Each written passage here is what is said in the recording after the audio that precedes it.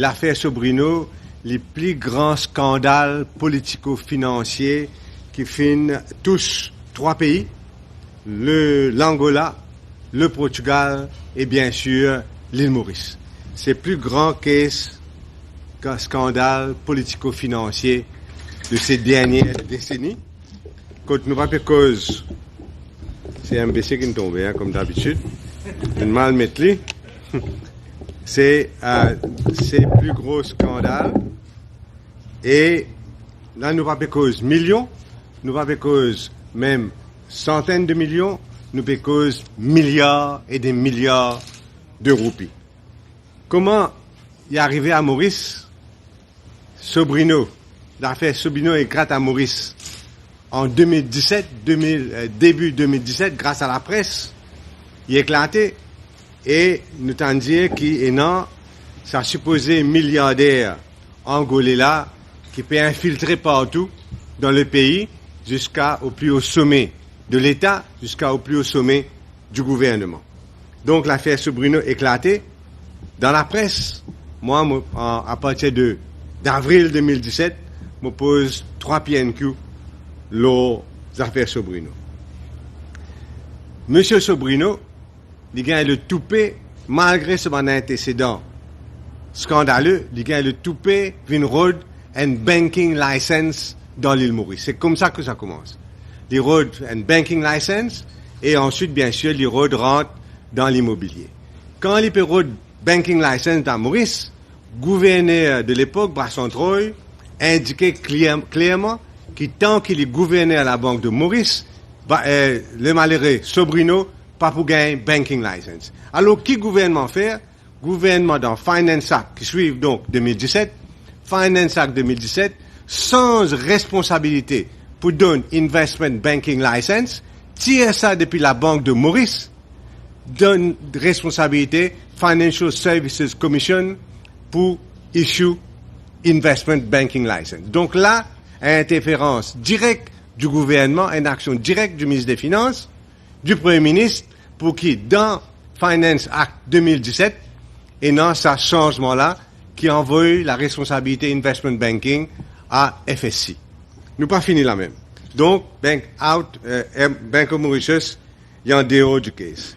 Quand ces affaires-là viennent devant Financial Service Commission, et non, bandimoun honnête dans Financial Service Commission, et les autres refusent, participent dans sa malpropreté-là, et 4 membres board FSC démissionné dans une semaine. 4 membres FSC démissionnés, incluant le solliciteur général. Parce que FSC maintenant se permet de pression pour que FSC donne investment banking license. 4 membres board démissionnés. Mais ça paraît le gouvernement, hein? Un samedi matin, le gouvernement nomme les autres membres, 4 nouveaux membres FSC, et le FSC, ce board, siégeait un samedi qu'ils avaient fait avant, pour lui donner octroi PMI, Investment Banking License, à Sobrino. Donc, encore une fois, réinterférence, action du gouvernement pour nommer nouveaux membres FSC, pour les cap avec instruction, donne license Sobrino. Et donc, nous continuons comme ça et nous trouvons qu'un scandale continue à éclater à travers la presse, à travers le PNQ, toute bonne action que Gourib Fakim prend pour faciliter lui-même l'accès au VIP, pour faciliter l'accès à ban de moulin pour autant dans une institution que Gourib Fakim fait. C'est clair pour nous que Gourib Fakim est bien fané dans cette affaire-là. Il est clair, il n'y a aucun doute dans l'esprit plateforme de l'espoir que Mme Gourib Fakim est bien fané dans ces affaires-là. Ce qui nous peut dire seulement, c'est qu'il y a un petit pion dans tout ce système-là. Gourib Fakim, c'est pas lui qui change Finance Bill. Gourib Fakim, c'est pas lui qui nomme membre FSC. Gourib Fakim, c'est pas lui qui met pression, le IDB, là aussi, Economic Development Board, un membre démissionné, etc. Ça dépasse largement capacité d'action, champ d'action de la présidente de la République. Ça, c'est pas un senior member du gouvernement. c'est qu'à la tête du gouvernement qui involve dans ces bonnes affaires-là. Et c'est pour cette raison-là qu'à l'époque, l'opposition se demandait quelque chose. Premièrement, un full-fledged tribunal, le président de la République de l'époque, pour nous connaître exactement ce qu'il faut faire, et qu'il est capable donc destituer lui. Et seconde affaire, une commission d'enquête sur toute l'affaire sur Bruno. Parce que là, un gros poisson fin sapé. Pas un gros poisson, mais un vrai coupable, en sus de Mme Fakim, pas les autres, moi je dire, coupables, pas gain rien. Et c'est ça la méthode du gouvernement.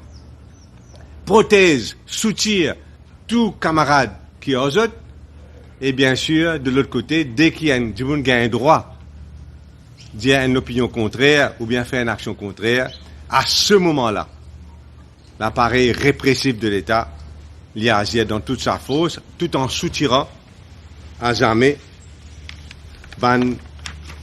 du monde qui est coupable, mais qui encore donne notre soutien au gouvernement.